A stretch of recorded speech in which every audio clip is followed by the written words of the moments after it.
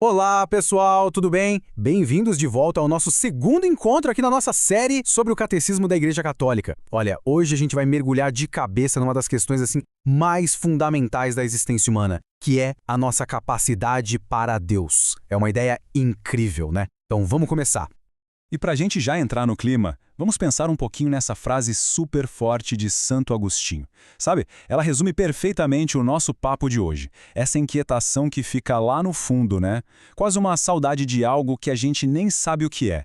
Uma sensação que todo mundo, em algum momento, já sentiu. E que parece que está sempre apontando para algo muito maior que a gente. E o mais curioso, sabe, é que o catecismo não chega impondo uma regra, um dogma. Não. Ele começa por um caminho que todo mundo consegue entender, o desejo. Essa ideia de que a vontade de encontrar Deus está de algum jeito, sabe, escrita dentro do coração de cada um. Pois é. E o que o Catecismo diz lá no parágrafo 227 é que isso não é um sentimento qualquer, que vem e vai. Não. É algo muito mais profundo, faz parte de quem a gente é. É quase como um chamado, sabe? Um convite para a gente se conectar, para entrar em comunhão com o nosso Criador. Isso não é de hoje, né? Se a gente para olhar a história da humanidade, em toda cultura, em toda época, a gente encontra essa busca. E ela aparece de tudo quanto é jeito. Nas orações, nos rituais, nos sacrifícios, na arte, na adoração. Isso só mostra como esse impulso de procurar o transcendente é algo universal. Ok, mas aí fica aquela pergunta, né? Se esse desejo é tão universal, por que tem tanta gente que se sente tão longe de Deus? Bom, e aqui o catecismo é bem pé no chão. Ele sabe que essa conexão, que é tão importante, muitas vezes pode ser esquecida, ignorada ou até mesmo rejeitada. E existem vários motivos para isso acontecer. Então, beleza, a questão é, se esse desejo existe, como é que a gente começa a encontrar as respostas? O catecismo propõe basicamente dois grandes caminhos. E o mais legal é que esses caminhos não começam com nada complicado, não.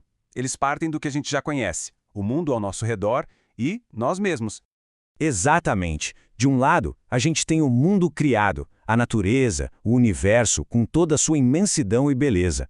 E do outro lado, a gente tem o nosso próprio mundo interior, o que acontece dentro de cada pessoa. Pensa neles como se fossem duas setas, duas placas, apontando sempre para uma mesma direção, para algo muito maior. E olha que genial a forma como Santo Agostinho fala sobre o primeiro caminho. É quase um convite, né? Ele diz, para e interroga a beleza da criação. A ideia é que toda essa beleza que a gente vê por aí, que a gente sabe que muda e que um dia acaba, ela deve ter vindo de algum lugar, de uma origem que é a própria beleza com B maiúsculo, algo que não muda. Ou seja, o Criador.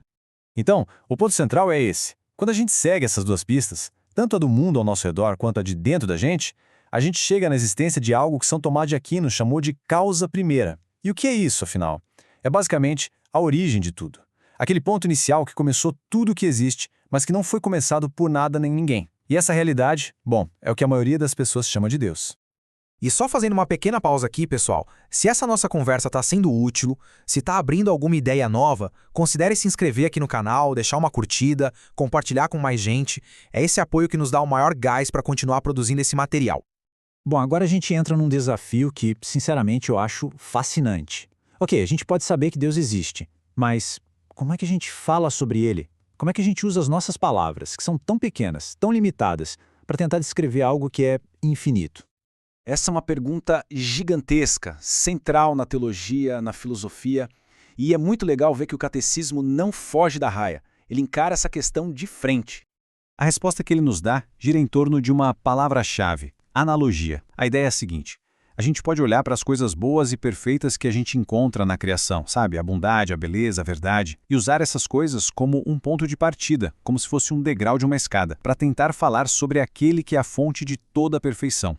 E o processo é muito interessante. É quase como uma dança, sabe? Um passo para frente, um passo para trás. Primeiro, a gente parte do que a gente conhece, as perfeições das criaturas. A gente reconhece que elas parecem de alguma forma com Deus. Mas aí vem o passo mais importante. A gente precisa constantemente purificar a nossa linguagem. O que é isso? É lembrar que Deus é infinitamente maior do que qualquer palavra nossa. A diferença entre nós e Ele vai ser sempre maior que a semelhança. No final das contas, as nossas palavras podem sim apontar na direção de Deus, mas elas nunca, jamais, vão conseguir prender ou definir quem Ele é. E tudo isso vai nos levando para a conclusão desta parte do catecismo, que é basicamente reforçar essa conexão fortíssima, esse vínculo que não pode ser quebrado entre a criatura e o Criador. Então, para a gente fechar as ideias, vamos resumir os pontos principais que a gente viu. Primeiro, ser religioso não é um extra, faz parte da natureza humana. Segundo, a gente pode sim, usando a razão, chegar à certeza de que Deus existe, só de olhar para o mundo e para dentro de nós. E terceiro, a nossa linguagem consegue falar de Deus, mas ela nunca vai conseguir esgotar o seu mistério, que é infinito. E para fechar essa sessão, o Catecismo traz uma frase do Concílio Vaticano II que é curtinha, mas nossa, é de uma força imensa. A criatura sem o Criador esvai-se. É um jeito muito direto de dizer que a nossa própria existência, o nosso próprio ser, está totalmente conectado com a fonte de tudo, com o Criador. E para a gente terminar, fica uma pergunta mais como uma reflexão mesmo. Na vida de cada um que está acompanhando, onde é que esses sinais de Deus aparecem com mais força? É na beleza de uma paisagem? É naquela vozinha da consciência? Quem sabe no gesto de bondade de alguém ou no momento de silêncio total? Fica aqui o convite. Quem quiser, compartilha aqui nos comentários. Vai ser ótimo continuar essa jornada de aprendizado junto com todo mundo.